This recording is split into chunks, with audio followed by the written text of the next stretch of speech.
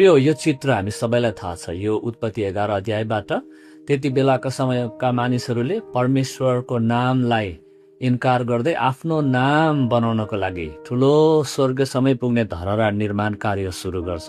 तर हामीलाई थाहा छ कि परमेश्वरले विषयमा हस्तक्षेप गर्नुहुन्छ। र यो घटना चाहिँ एउटा प्राचीन ऐतिहासिक घटना मात्रै नभएर हरेक व्यक्तिको जीवनमा आज पनि भइराखेको कुरा हो।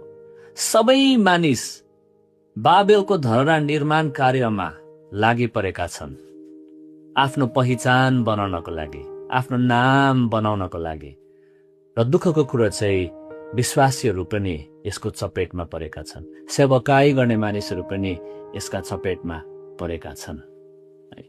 जो विश्वासीको चिनारी येशू ख्रीष्टबाट आइराखेको छैन, ऊ ख्रीष्टभित्र छैन, ख्रीष्टबाट उसको नाम आइराखेको छैन, ख्रीष्टबाट उसको पहिचान आइरहेको छैन भने उसले गरेको सबै सेवकाई कार्यहरू चाहिँ एउटा बाबेलको धरहरा बनाएको जस्तै हो।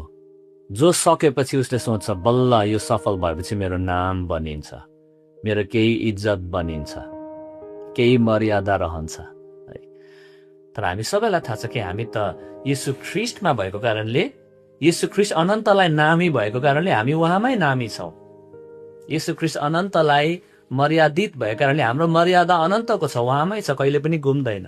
अनि उसले विश्रामबाट काम गर्छन्। तर जसले येशूमा जरा गाडेको छैन, ऊ दिन रात नबिसाइकन सबै तनावहरू लिएर, सबै अशान्ति फिक्री लिएर बाबेलको धरहरा इटा पकाउनु, इटा बोक्नु, इटा जोड्नु, यसमा ऊ लागि परेका छन्। र सबै अशान्तिको जड यही हो, सबै तनाव निराशाको गुण यही हो।